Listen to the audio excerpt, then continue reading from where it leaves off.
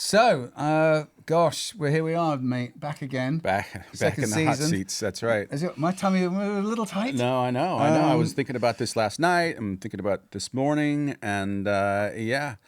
And we had our homework cut out because our first guest back is Trinneer visitor, and I'm really excited about that because I missed the interview in the past iteration of our show, which you did beautifully. Oh, that's right. You were on injured reserve. I was.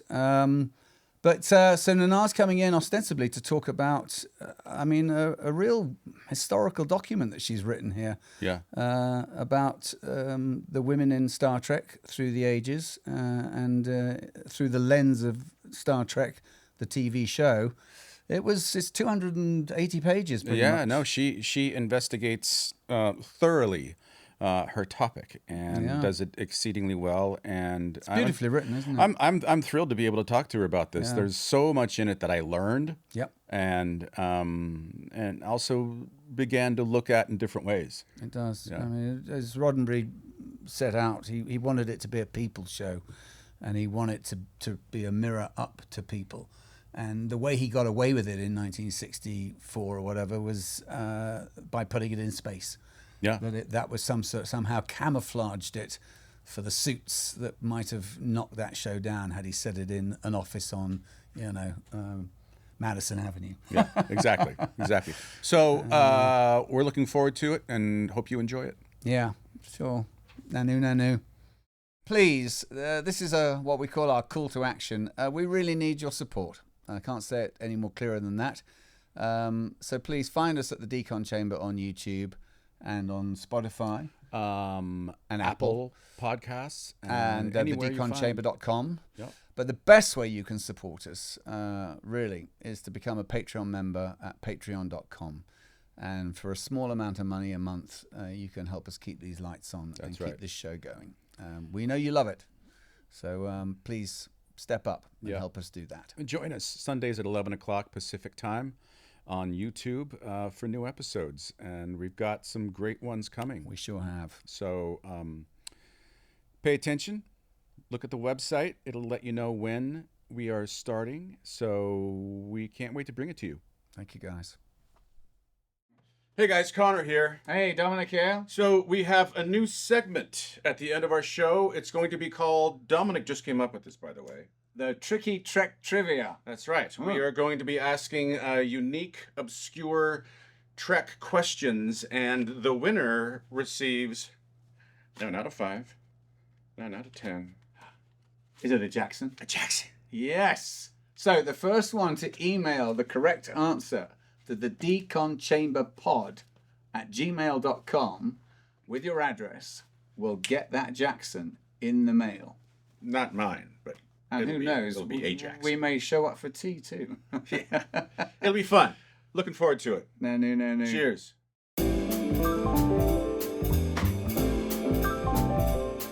The show has begun. Set your phasers to fun.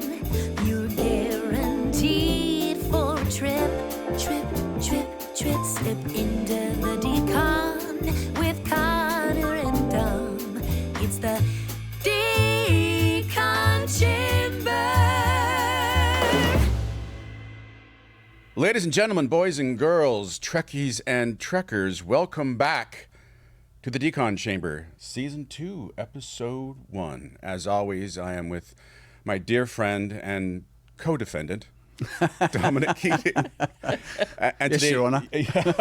Today we have a very, very special guest. You know her as Major Kira Nerys from DS9, but we have her here today as an author of this extraordinary book, Star Trek, An Open Channel, A Woman's Trek. Can we see that? Yep. Okay. Ladies and gentlemen, Trinneer visitor. I'm so happy to be here with you too. Thank you. Good to see you, Trinneer. Thank you. What inspired you to do this? I wasn't. Ben Robinson, who is my editor, had the idea that it was an idea that should happen, a book on the women of Star Trek. And he also felt that it shouldn't be from a man's perspective. So, and Dave Zappone suggested my name, and we talked, and it worked out. But that is so often, that's the kind of door opening that women need. You need just the opportunity. And they gave me an opportunity to have a voice in this. Yeah, I didn't, because when I got here this morning and I spoke to Jonathan West, and you'd said in the book that you'd done a lot of recording. I thought it was just on an iPhone. You just had people around, or you went for hikes with them, like Terry Farrell. But you actually, they came to your house, and there is footage of all this. There's a lot There's of footage. 14 hours of, at least, if not more. Yeah. And then pandemic forced us to go to Zoom, and that's just the way it was. But hopefully, because there's footage of audience members on the cruises, so hours and hours and hours of it in Germany, in England, and it's really emotional stuff. So I'm sure there's going to be a documentary. Was that in our future. Was that the impetus to start with? Absolutely. That it was going to be a doc? Both. And you already had it in mind to write the book? Yes. Right. Yeah. Right. So eventually that will happen, I'm sure. When did you start? I'm so bad with linear time. What was it? 2021, something like that. Was it in the pandemic? It was in the pandemic, but we got a certain number of people would come to my house, and it felt safe, and crew would be masked, and we would be masked until it was time to do our thing. But it just got it got scarier and scarier to do that. Right. What an extraordinary thing Star Trek is, to be able to put it under the lens of the microscope, because of all the years and shows and different characters, and seeing how, which you detail in the book, the evolution of our society. Yeah. Through the lens Truly. of Trek, and particularly, apropos our, characterization of women through the ages. I mean, Gene Roddenberry's show certainly, was a hell of a start, but it's kind of Mad Men in space. And as a guy that was born in '61, looking at that show 40 years later, you don't really notice that. Yes, there is a black lady at her work on the bridge. You don't notice that it's an Asian man sitting there. That sort of dissipates, and you get left with a bit of its, caught, and you use this analogy a lot, caught in the amber of its time, and Kirk's, clicking his fingers at the blonde to go get him a cup of coffee. That's why it's important to talk about it and look at it through this lens, because yes, the culture of the time had its effect. It has to. The Star Trek's being done now, I would ask the people that I interviewed, what do you think we're getting caught in now? And they couldn't answer it. Of course, none of us can, really. Maybe people who study society, but certainly not me. But in 10 or 20 years, we'll be able to look back and go, that's what needs to evolve now. Okay, I see it. The real-time element. And that's the beautiful thing about using Star Trek as a way to track where we are as humans. Right. Because because Roddenberry always had that in mind, that it was a people show about people, and he wanted to put the light on that. I think having watched Discovery now pretty much in its entirety, and I just started really heavily with Strange New Worlds. This is not your grandma Star Trek. I mean, it's and initially Discovery, I can't say that I didn't look at it with a slightly boomer set of glasses on, but I've got to say I admire it so much that it really, truly represents a modern society. And it's all there on that ship. And diverse people can find their stories. One thing I learned that was incredible to me, this is about human spirit, not about the show. There are so many people who watched the show as children who had no one around them to support them in who they were or what they wanted to do. And they found the show and said, that's my virtual mentor, this person, and I'm going to watch them and learn from them. And did. that's how resilient people are. So it's very important in storytelling for people to be able to see themselves, and not just in a coded way. So, you know, our show, Jadzia, was coded for a lot of groups, and served that purpose. Intentionally, or was that did it just happen that way? It was happenstance that Jadzia.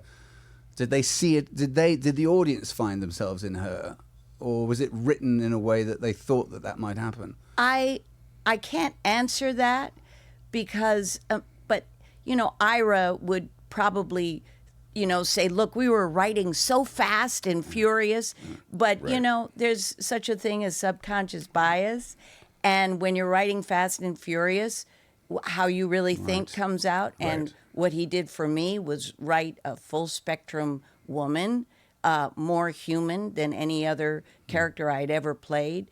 And what he wrote for Jadzia was certainly this woman that contained multitudes and loved a woman. So looking at it from my perspective, yeah, I think they knew what they were doing.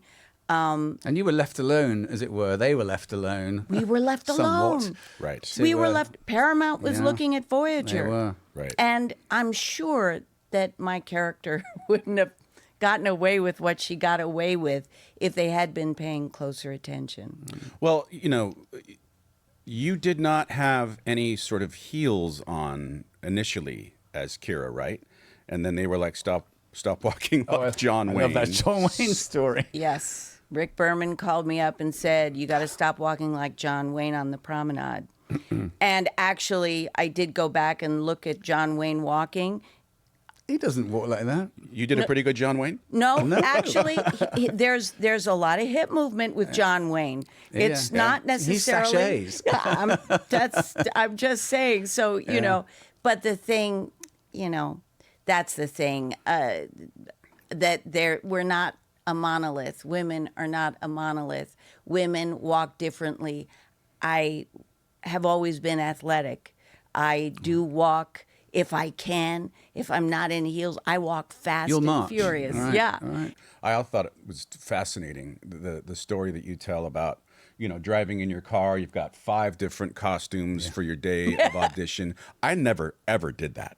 Right. You know, if you're going to be, you know, the blonde one is always the, you know, the murderer or the whatever. And if you've got darker hair, you're this, that, or the other thing. But you're boxed in, and you bring your box with you to your audition to be able to be seen in a certain light. Right. Whether, you know, yeah, right. Still the same person auditioning. Right. Yeah. It was amazing, and I'm not the only woman who did that. Oh, No, I think yeah. it's, I mean, we don't do in live auditions that much these days, but yeah, I mean, young women up until the pandemic were, yes, all around town, changing in Starbucks, you know, bathrooms and whatever, yeah, without a doubt. Yeah. And lucky to be, I mean, if you had 5 auditions a day. Oh my God. Remember those? I mean, I had a couple of moments in my career when it was like, oh, this is what it's like. Right. It's a hell of a piece of work, I got to say, Nana. Thank you, Dominic. It's a doctorate. It's a thesis. It's a piece of feminist literature. I mean, it's. I hope I'm not putting people off by saying this, and I hope I'm not. It's weird. I did a podcast where they said, you know, women's advocate. And it's like, yeah, I don't think of myself that way. But if I want to feel fiercely, I'll think about how much there is left to do for young women. I look at young women. I have a granddaughter. Right. And it's I can't think of a better purpose for me right now than to open the conversations up. All we need to do is talk about it. Yeah. And not just women amongst themselves, which is why I so appreciate you. It's with men. We all of us have been put into boxes by the culture, not without just a doubt. women. Right. Mike, what's is McMahon? Mike McMahon. Mike McMahon, his quote about, you know, seeing the system for what it is, and as a man particularly, you must make, real changes within yourself and in the workplace that you're in to change that system if you see these injustices. And that was really telling that running that show, that's where he's coming from. It was, yeah. Would that all showrunners were like him? Because really, when I talk to the women writers of Star Trek, they can write the most, unbelievable stuff for women, but if the guy at the top doesn't want to let Embrace that in, yeah. it's not going to happen. We figured out fairly early on. I mean, and no disrespect to Mr. Berman and Brannon, but we were working for the man. Well, yeah. And they didn't really want our input, and that even from the guy's point of view, it's like don't you worry your pretty little head about it. I can't imagine what it must have been like for. Well, it's the given circumstance, isn't it? It's like that's just the way that it is. Yeah. That's the phrase Yes. that kills us. Yeah. That's just the way it is. I heard that from the guest stars of the original Star Trek. Right. That's just the way it was. Yeah. That's just the way it was. And that's what we have to fight against. Yeah. You know? I mean, their journey must have been. I mean, the Barbara Lunas of the world and the Grace Lee Whitneys and yeah. Grace Lee Whitney. I read her book Yeah. to be able to understand. And she writes it in a very upbeat way, very honest way. But you see how she was she bought the system. And she thought she didn't play the game right. How about that? And that's tragic miserable. to me. I have to say, Brannon Braga was I noticed, generous with his time. Yeah. He gave me an interview and at the end said, "You have any questions?"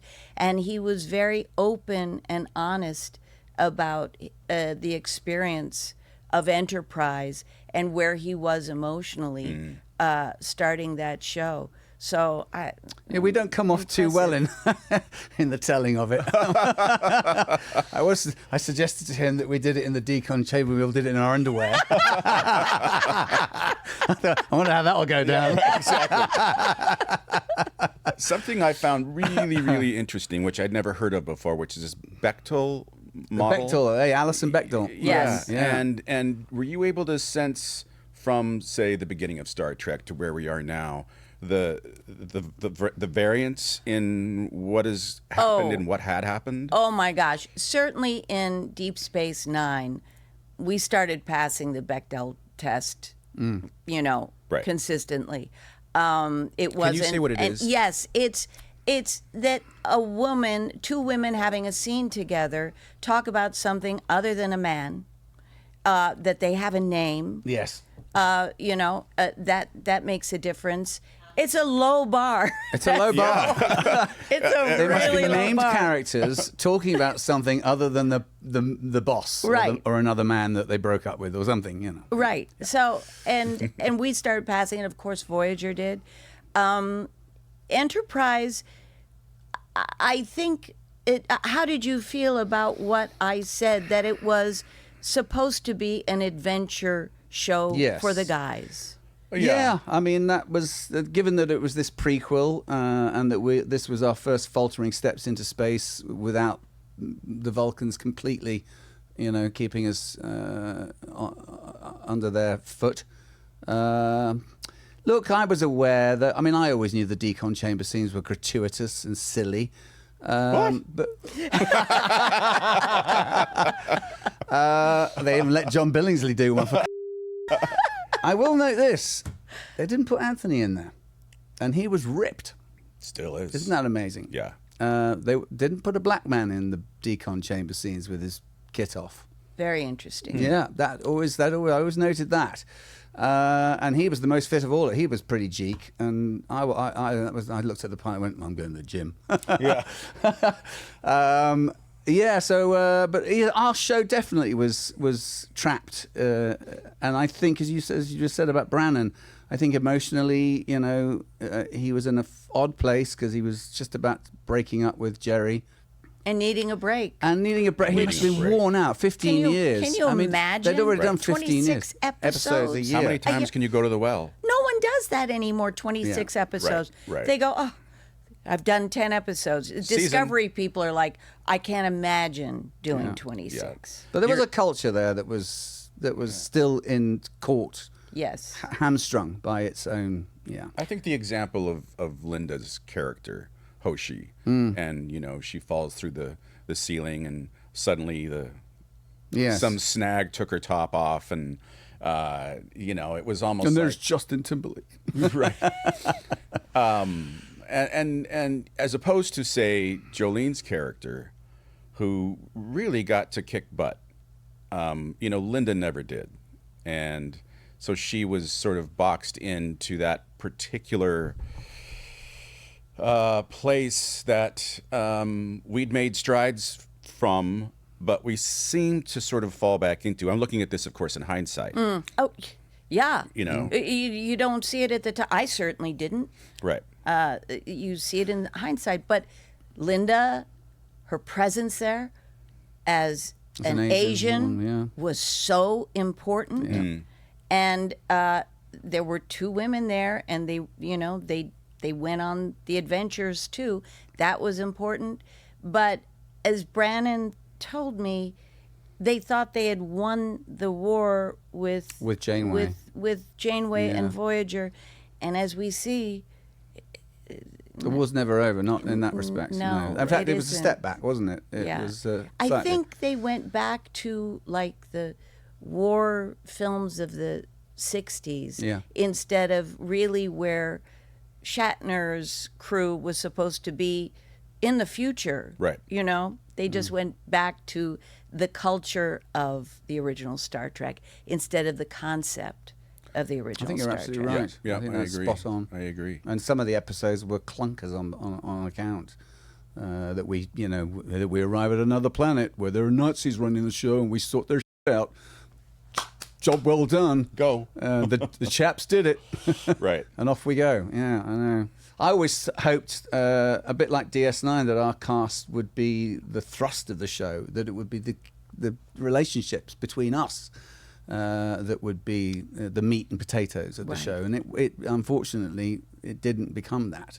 Very rarely. Yeah, oddly, you don't see T'Pol and Hoshi really hardly ever speaking to one another. No. And Hoshi, Linda wished for Hoshi and T'Pol to have scenes a together. relationship, Early on, right. I saw an interview of hers saying exactly that. Oh, and I can't wait to do this. And it really didn't happen. But you can't really serve two masters. You can't develop characters that are complex and not binary in sense of good and bad, and play it for sexy riffs. Yeah. It's a hard job. I think it's hard. Maybe you can, and that would be a great show. Yeah. Yeah. Because I like sexy riffs, absolutely. Right. Just not ones on underdeveloped characters. It's too bad Linda wouldn't respond to you. You No. reached out.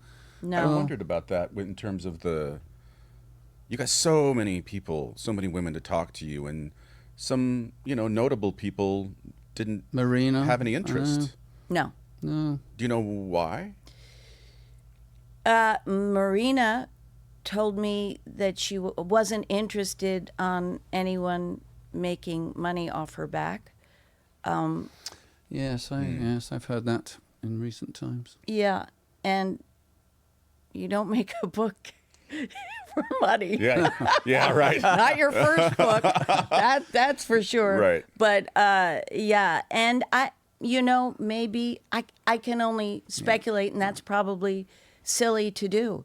But there were so many women, and let me mention one who I respect up and down and sideways and around that didn't make it into the book, who gave Michelle. of her time, Michelle Hurd. Right. And I have an Instagram account, Nana Open Channel, and I read parts of what I wrote about her. She's an extraordinary woman. She surely is. Sure is. And she is literally the child of Nichelle Nichols in terms of advocacy and Star Trek. Yeah. and we're so lucky to have her in our community. No It's kidding. unbelievable. But as Ben told me sternly many times, this book was supposed to be 200 pages. It's 300, and they consolidated a lot of what I wrote, which is hard. Oh, It's like sure. all these, all these women, all these people, not just women, but the people that I interviewed, just such stories. Yeah, the characters in your book, while real people, they're the babies of your novel. They're the babies of your book, and if one can't be included. Oh, yeah. Tears your heart out. Yeah. Michelle, I lost it for a while learning about that. Did you actually interview her, and she just didn't? Oh, yes. Yeah, you did. Oh, yes. That's too bad. So, but we've Right. got it. Right. We've got it. It's on tape. Yeah. So it might, when the documentary comes. Yeah. It's got- And for people who haven't experienced her in person, she's electricity. she Yeah, really she is. has energy to spare. I need some of it sometimes. I mean, she comes into a room and like, oh, well, we're going to sit up a little bit. She'll give you some. Yeah. Yep. Yeah. So how did you make the roster, as it were? Was there a method to your, you just sat down and thought these are you went through? I know you must have watched. Did you watch every episode of every show No. that's ever been made? But I watched every show, and I watched multiple episodes of each woman, so that I could otherwise, of many seasons, to see where the arc was, to see how it changed. So I watched a lot of Star Trek, and you know what I learned from that? How extraordinary it is. Yeah. I knew my show was, but oh my gosh, Yeah. it's Yeah, extraordinary. each of the shows have got their merit, and Totally. and not least amongst the cast and the work that. I mean, that was one thing I'll say about our cast. We were a tight, happy cast with a really good number one at the top. Who made going to work just a I can blessing. see that. Yeah. I can see that. 'Cause I mean, they hired, when I interviewed the casting directors, they hired interesting people with gravitas, and you can see it. Right. You see need it actors over and over. to sell that world. It's a the certain, science. it's a Yeah. certain tone. It is. Yes. That's very different than everything else. It is. It's not naturalistic, but you can't. It also is not overplayed. It's a line to walk. It certainly Yeah. helps to be trained in the theater. Yes. It does. Yeah. And to understand that as someone who is traveling through space, you are going to see worlds disappear, horrible things happen, and it can't be an emotional response. It has to be a fireman response Yeah, I hear you. Yeah. Yeah. of how do I help?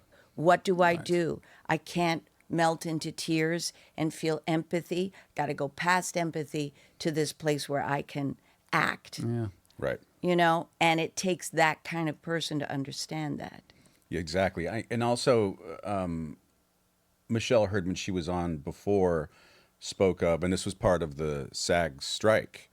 African American hair is different, and if you don't have an African American doing your hair and also probably your makeup, like Avery got, spots in the back of your head carved in, and without that, And they it fought blows him. me away that it took fought this. him. Yeah, it blows me away that it took this long to even get that. Yeah. For Avery, for number one on the call sheet, couldn't get a black person to come and do a black man's hair At that until they point, fucked it up. they so didn't bad. understand. They did not. They didn't know, and they didn't hear him. Yeah, frankly. It was. Yeah, It Michelle was at shared the time. same thing. Even now, it's taken this long to, the progress is tiny baby steps sometimes.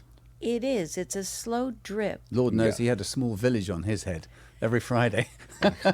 I got radio stations in Europe, and I had tinfoil everywhere. And They used to gaffquat my hair. Do you What know is what that? I don't even know what that is. Gaffquat is the essence of hairspray. If you take out all the water, so it's like I had I'm helmet interested. head, like you cannot Like imagine. glue. Glue, so that no Gaffquat. hair, nothing moved. Yeah. I think they're gaff-quatting Anson Mounts here at the moment.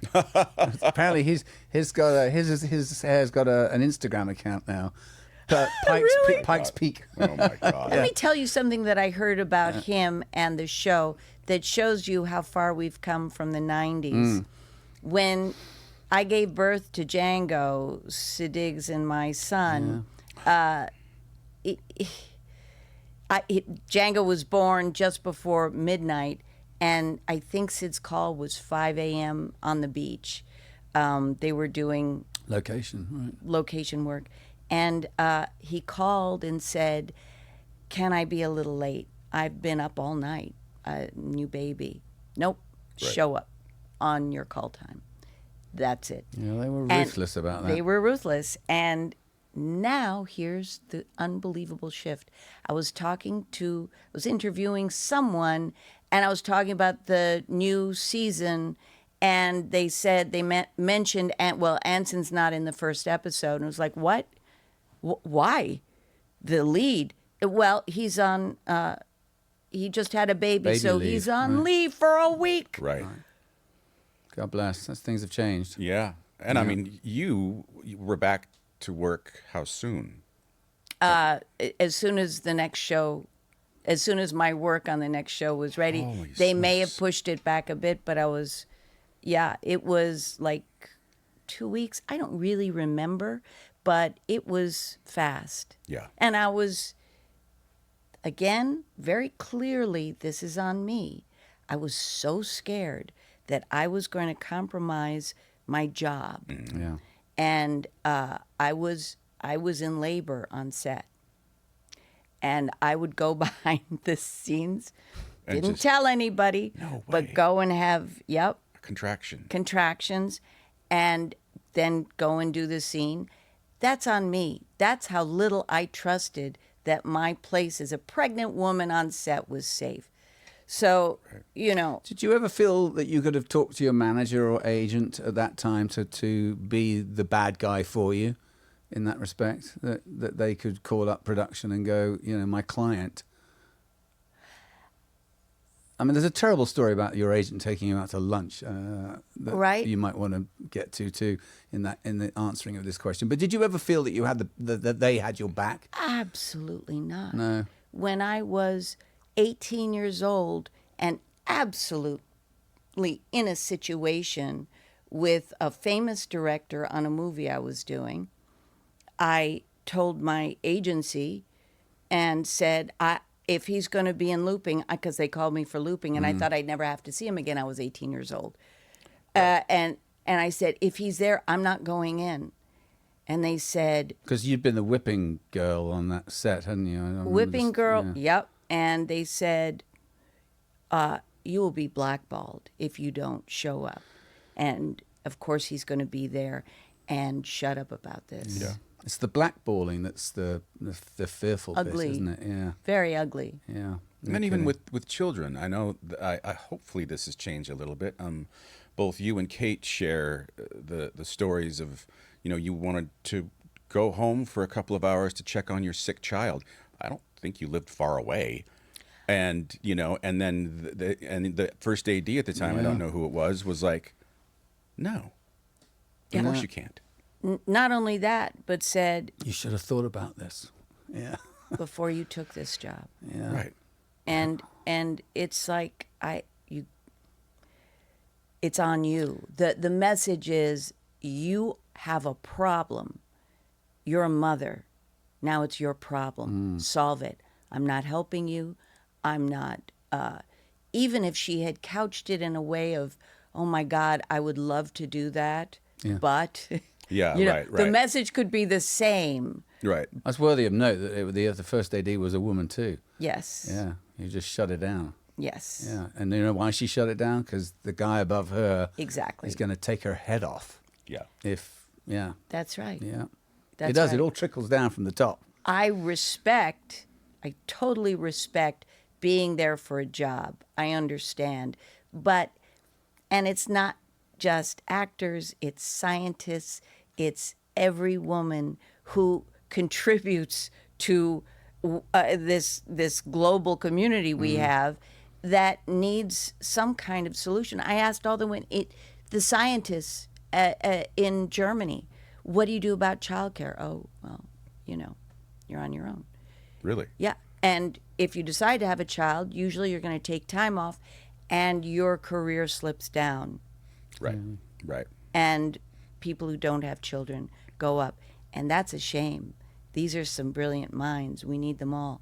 And there are ways of dealing with it. Certainly, in World War II, Rosie the Riveter, that idea of these women going to work, they had brilliant child care, as I understand it, as I have read it, they had brilliant child care from the government. Because it was necessary. We know how to do it. Yeah. Right. We're just not. That was a book that I noticed that I really want to go away and read, the Pioneering Women of Film by Jane Gaines and Radha Vitsal. That sounds like a really interesting read. That was the inception of the movie industry in 1980, in the First World War, when all the men were away. And and all the women did everything. They were the plasterers, they were the set builders, the distributors, the editors, and Laura Comstock's Bag Punching Dog, one of the first pieces of film made. Right. That's true. Yeah. I realized that really intrigued me. I'm going to go away and read that book. Yeah. The other one that caught my mind was The End of Bias by Jessica Nordell. That's a good read. It is, and it's a paradigm changing read. I really didn't understand until I read that book. And it changed me. It I looked changed her up how on I look YouTube. at the world. She speaks very well about it, and she's very obviously a very thoughtful lady. She's wonderful, and I got to interview her too. And totally suggest that book. And you need the full title, The End of Bias, A Beginning. A beginning. Because that's so important. Of course, humans, unconscious bias. But we do need, it's like having an iPhone and not putting apps that you need and just using it blindly the way we are with our bodies and our minds. We need to adapt some things that it works for us much better. It takes a lot of self-work, I mean, It does. I'll be honest with you. When I first watched Discovery and Mary Wiseman first came on the screen, I was like, oh, okay. She's a lucky girl. And that was my first reaction.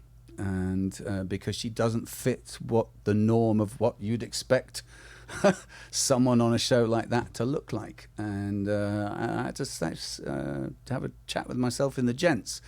And her performance is fantastic, and the character is amazing. And she actually stands out as one of the standouts of the show. But my first reaction was wrong. I love hearing you have the courage to say that. Yeah. And what happened for you. That's everything. And it just shows you, if you're fed the ham sandwich every day, you expect a ham sandwich. You just taste ham all day That's long. right. Yeah. Right. And our brains love to make shortcuts, so it's just going to be, you're not going to think about it. Ham sandwich. Yeah, and as an actor too, it was like, well, she's fucking lucky. They wouldn't cast me in that. Right. Yeah. I don't know. Did the end product of your book, did you have a clear idea before you started it?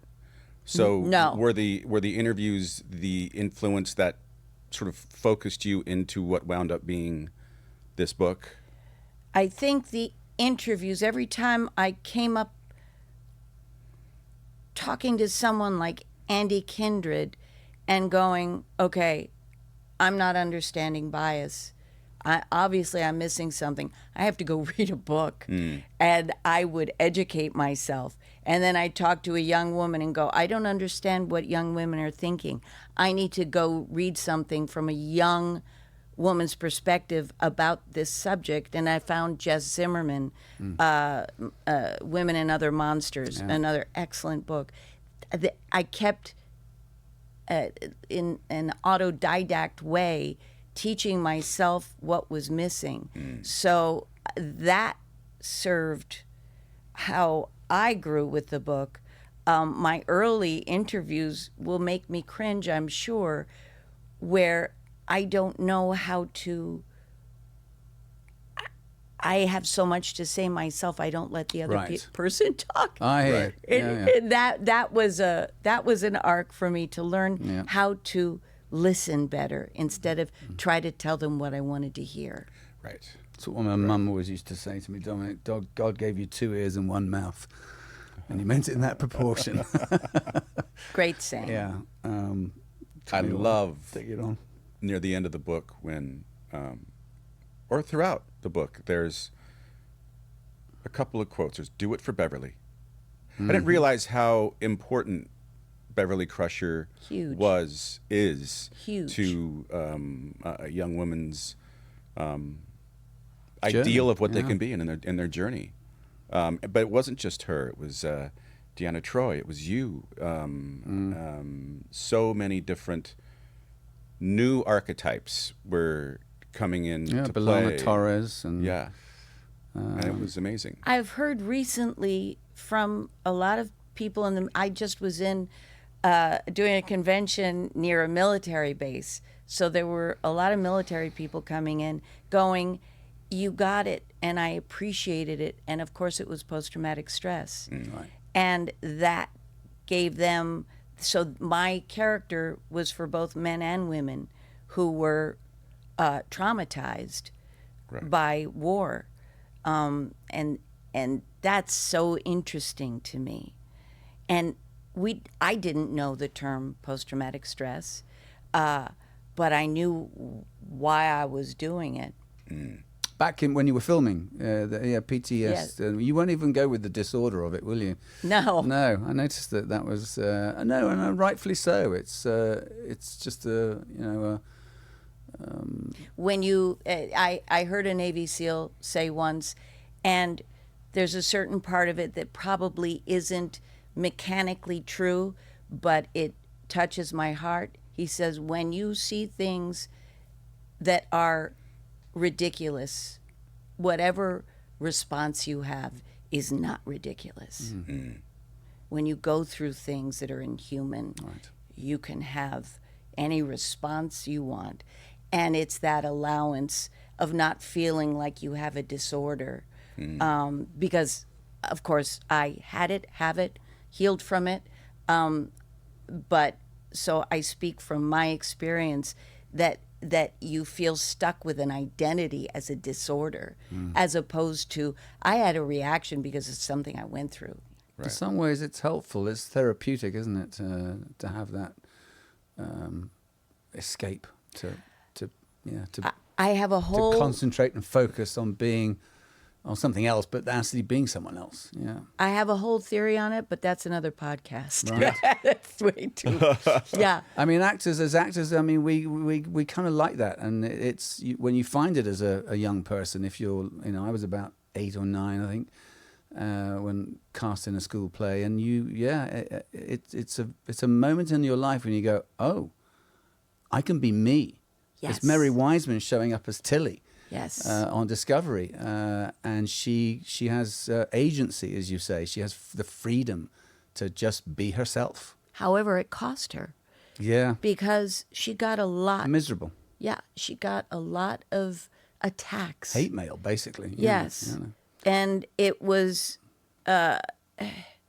she did it anyway. She did it for the women that had spoken to her and said, this means the world to me. Right. So it takes a certain amount of strength to just put blinders on and go, no, this is purposeful. She's a bloody good actress. Yeah. Oh, yeah. Yeah. Oh, Tops. yeah.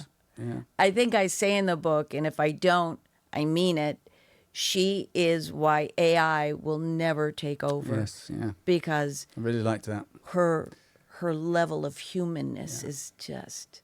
I like that level, the humour that Kurtzman and Akiva Goldsman have put into the new Trek. It has a certain modern day, quippiness to it, which I enjoy a lot. We almost had that. The tastes of it. They had the taste of it, but you couldn't say "don't" on our show. You had to say "do not." Honestly, it got that sort of marked. Yeah. And, do you think you could have been Strange New Worlds? Or was the time too strong? Well, the CGI was so expensive. So, that, if you did a CGI shot on our show, it was and cost a fortune. Which again was a mark of the times, Yes, right? it was. Yeah, and it I- was just getting going. Right. I also think that in terms of gender roles, the Me Too movement had such an impact on, I think, these Yeah. later iterations of Star Trek where these things are being explored. I don't know that we would have been able to do that at the time that of the time. Right. I think for those of us that, you know, and I don't want to sound highfalutin, that have got bigger ideas about, we might be 2 steps ahead of the norm. We were slightly disappointed that, as I said, our show slipped quite quickly back into an old trope. And it didn't explore. I mean, he got to do it with Jolene a bit in that relationship, but other than that, it was, you know, there was really, you know, and we had one episode together in Shuttle Pod 1 where it was, you know, you actually saw, you know, the heart of these 2 men.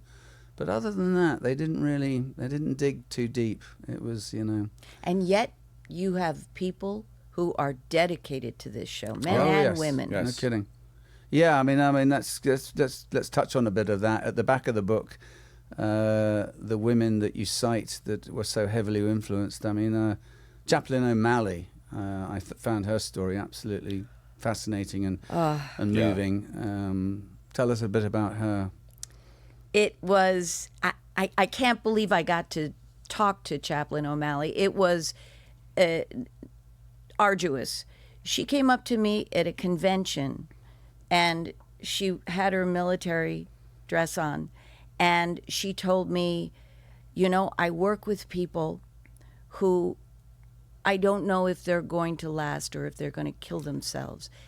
And yet you make me feel hopeful because I'm seeing you sitting here. Because she had heard about what happened to me on Gates's podcast. That's right. And as a chaplain in the Army, she daily sees people who are going through the worst moments of their life. And she walked away. And before she walked away, I said, can I take a picture of you? Because I was so touched. Thank God I did. And she said, sure. And she smiled for me. And I was writing the book at this point. And I went, what did I do? How could I let her go? She went off into the crowd. She was gone. So I put on X, who knows this woman? I want to talk to her. By the end of the day, Really? by the end of the day, I had her information. Okay. And then it was the Army, you know, I had to go through, you know, go in the decon. I was like, they had to know why I was doing it, who I was talking to, blah, blah, blah. And it went on for months. And finally I got to talk to her. And there was a representative from the Army sitting there during the interview to make sure that it didn't go in any direction. How that North they Korea. didn't want to. Yeah. So basically, anybody in the armed services who's asked to be interviewed, Wow. all of these channels, they Lot of can't just say sure. No. No. There was a lot to go through. That's unbelievable. That's crazy. Yeah. She's a chaplain. Yeah. But she told me one of the best things I've ever heard. And remember, she has to prepare for World War III. She has to go out into the field of people dying and do her thing. And she said, what I always take with me is and she's a huge Beverly Crusher fan and Gates McFadden fan. She said, the things that Star Trek taught me are to be hopeful, to be courageous, and to remember we're never alone. Not alone. We are not alone. Yeah, right. And Star Trek, when I thought of, that's one I didn't think of. Hope, yes. Being courageous, yes. But you are never alone in Star Trek. You are supported. You are collaborating with a group. And she's just a remarkable young woman. I felt so lucky to talk to her. Yeah. And Stacey Abrams. Yes. Let's not forget Miss Abrams. Yeah. What a story that is. Yeah. Again, A remarkable woman who, again, Voyager, was, you know, and the captain is a guiding light for her. You know, what would Janeway do? Yeah. Because Janeway wasn't, and this is such an important thing that I didn't think of, she's not under the watchful eye of Starfleet. She's out there by On her own. herself. Right. Is she going to do the right thing or the easy thing? And she always does the right thing with no one watching.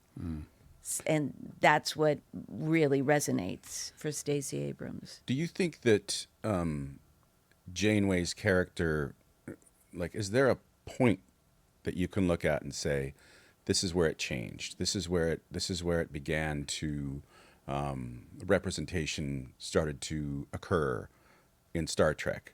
What do you think Janeway was being a female captain? I think that was hugely important. Hugely important. I that think there Major was. Kira must surely Oh, I'm be, sure, yeah. one of the flashpoints. We all shifted stuff. I think certainly Deep Space Nine had a huge effect. Now more than then. Don't forget, I had someone come on set who was on the other show say, you know, you're trying to be strong, but that's not the way a woman is strong. You're not doing it right. Yeah, right. And it's like, well, actually, we are all individuals. There's not one way. This is my way. And, you know, that idea that we're not monoliths, that we all have different strengths and weaknesses, which actually makes us incredibly strong when we're supporting each other. That she got it to such a degree, Kate, doing Janeway. She was under Paramount's, you know, Yeah. gaze like this. Lord knows, they had her in a different hairdo Every day. every scene. And she told me when she finally said, back off, this is either going to work or it's not going to work, Yeah. but you've got to let me be myself. I think that was probably one. And one thing that I noticed is that when 7 of 9 came on the show, and those two women, she became a mentor to this child, because mentally she was a child to begin with, just learning how to live. That dynamic, I thought, took the show off. Yeah, that was new to me. I didn't really realize or recognize, or maybe haven't seen enough of Voyager to identify that it was the mentorship of Janeway to 7 and 9, and that, you know, I wanted to talk about this too in Jerry's character, 7 of 9, and, you know, I mean, they put her in an impossible suit, Yeah. and really, you know, ramped up the TNA, as it were, but what Jerry brought to it was extraordinary. And Brannon's writing. And yes, He wrote incredibly for her. Yeah. And the other writers, but I understand that he really was the keeper of her character. And the two of them together created an amazing character that when I watch it, I go, there's no slip up here. There's an amazing truthfulness to what she's doing. And yes, she didn't own her sexuality. We can say that, I guess, because she didn't feel that way. But there are plenty of people in the world who have the right to feel the way she does, to have a different way of thinking, even a neurodiversity. And it's interesting to go, that's my shit I'm putting on her, right. not hers. Yeah, that Right. takes That's a mine. thoughtful person to see that. It does. Yeah. It takes thinking about Yeah. it, which is what A lot of self-examination. it's really good to do that. and honesty. Yeah. Now, I know Miss Mulgrew was not especially happy when Jerry got cast, and she thought that, you know, maybe some of the light was being taken away. Did you discuss that with either of these women?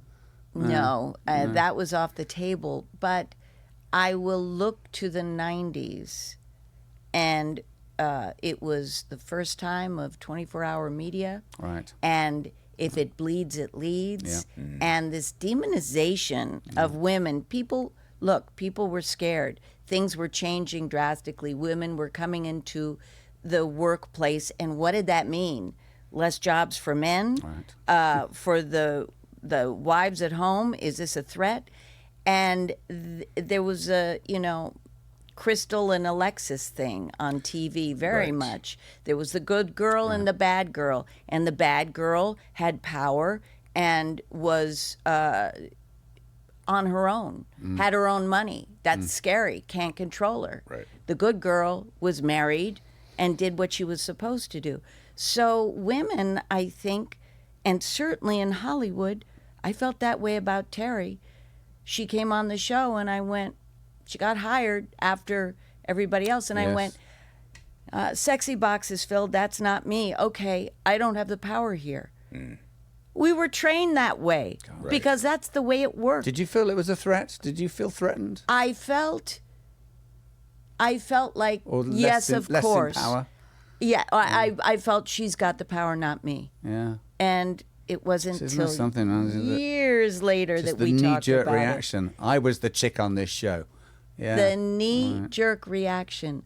I knew because I'd already been told in Hollywood, you're not the beautiful one. Good enough for guest stars, but you're not, you're not that. And it's like, okay, so what am I? I didn't really know until Major Kira. And I went, oh, I can actually be myself. Yeah. Wow. Wow. I can be the way I am. That gives you real license. Yeah. It gave me license. So it was with a certain kind of, of course, they need the sexy one. That's not me. Okay. So I can understand where there would be a dynamic. And Brannon actually was honest with me about this too. He said, you know what? I don't think we handled it right when Jerry came in. We didn't talk about it.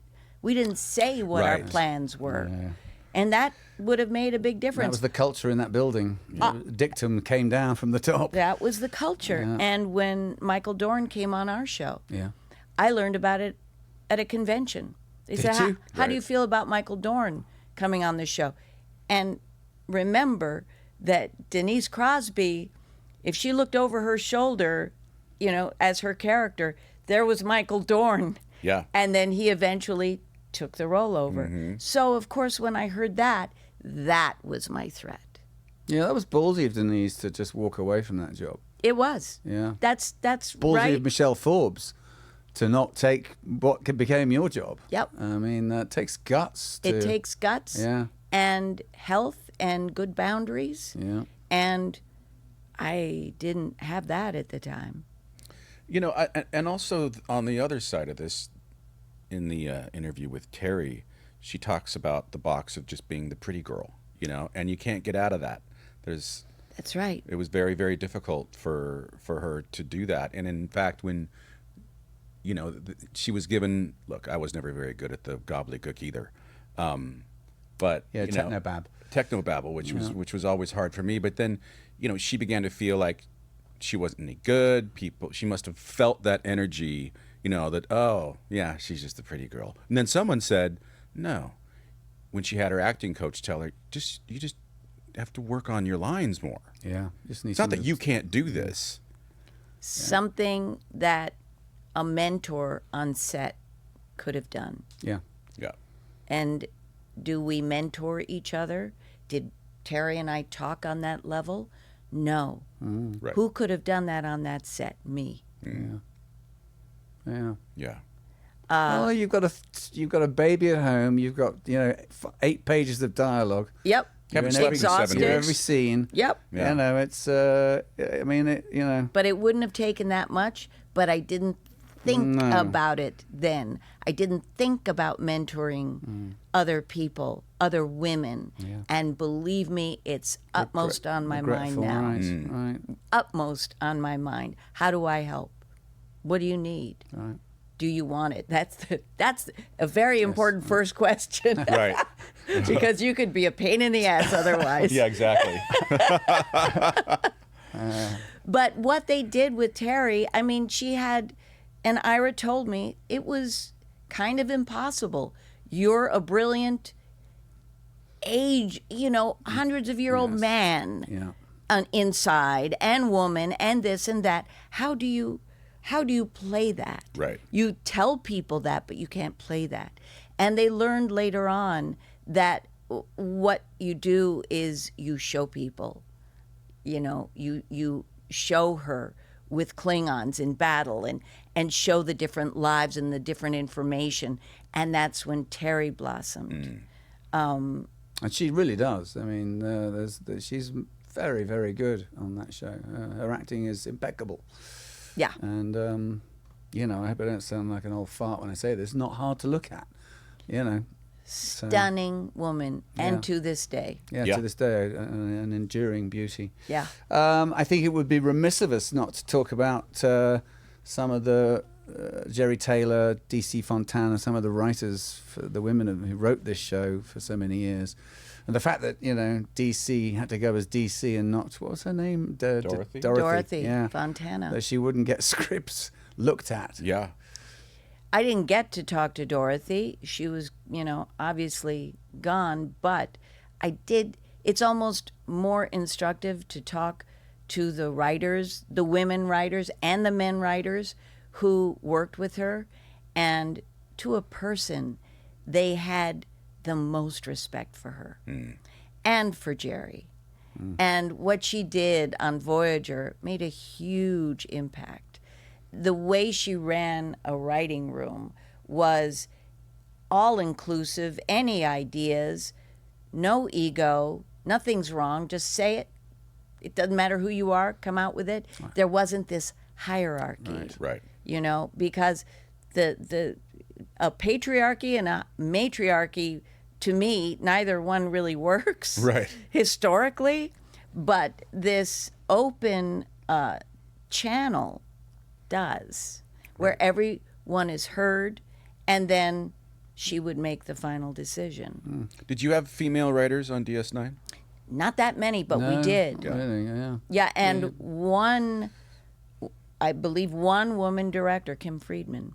Right. I was thinking about we had Phyllis Strong was our one lady writer, and one of the There was a couple. It was Janet Sussman, the Sussman couple. Was it? Were they a couple?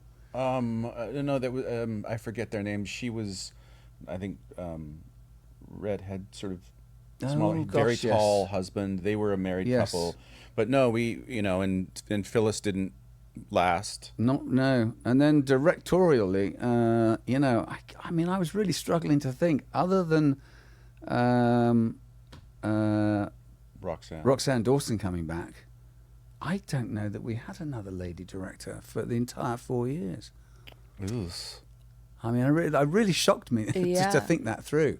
But really, unless there are women through the whole system, it's a woman writer. I think Melissa Snodgrass said this to me.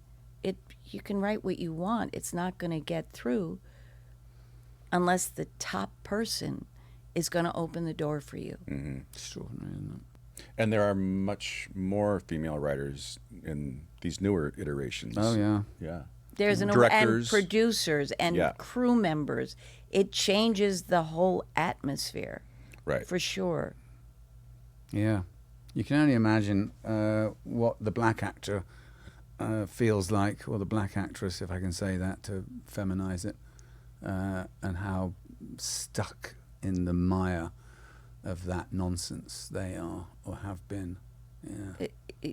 Truer words. Yeah. Truer words. Yeah. Well, it's an extraordinary work, love. Really is. I so appreciate it. Honestly, I read it in 4 days. Wow. And properly. Wow. Yeah, I went back and read several pages again because I knew that those were pieces I wanted to touch on. I like the pictures. That's why you're a great team. Great team. How did you get? Is this got CBS's blessing? I take it. Yes. Yeah. Every time I wrote, it was sent to CBS. Oh, it was. Yes, and I was shocked Yeah, They because didn't you're change not, anything. Yeah, God bless. Because I was going to say, I mean, Big kudos. kudos to them. Yeah. That they can see that this is the future. God bless. Are you happy with it? I am. It's a bizarre thing. It's like something that I gave birth to that now I'm looking at for the first time in like a year, and it's like, yeah, you do belong to me. So I'm, Right. I was going to say, are we a scoop? Is this the first time you're talking about it with? It's actually the second time Is I'm it? speaking to someone who has read it. God bless. Yeah. Well, what an extraordinary piece, and I said this earlier, that it will live on, hopefully, in the hands, but also on the shelves of the best novels about Star Trek. Yeah, without a doubt. You should be incredibly proud of, Yeah. of the work you've done here. I am of you for doing this, and It's too bad you couldn't have asked Bijo. I know she's a very old lady now, Bijo Trimble, who was the lady behind the letter writing campaign. Yeah. There were so many people that I wished I'd talked to that I tried to get a hold of. You never know when it's an agent or, someone just going, oh no, not another Star Trek thing. Yeah. right. Stacey Abram happened to be, she's such a supporter of the show. She was the one person who answered me in person and went, oh, I know who Major Kira is. You don't need to introduce yourself to me. Bless. So it's like, oh. Wow. But yeah, it's hard. And you come up against people just going, no more Star Trek interviews. And I get it. How many are we asked to do? Yeah. It's Loads. endless. Yeah. Yeah. It is. It is. So I get it. But I so appreciate both of you. Thank you so Oh, much. thank you, Nana. And Thank you for coming in Star and Trek. talking about it. open a channel, A Woman's Trek. Hopefully the documentary is going to be made, but as always, read the book before you see the movie. Thank you so much for being here. Yeah, Thank bless you, my dear. both of you.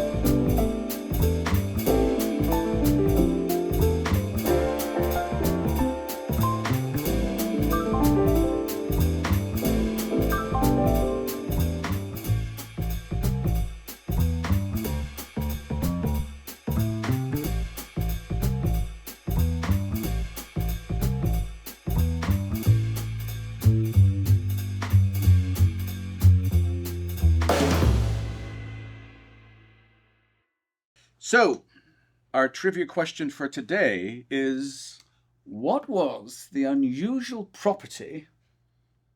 of the Sumerian sunset, the drink. The drink. First one to answer, $20. deconchamberpod@gmail.com. Come on. Come on.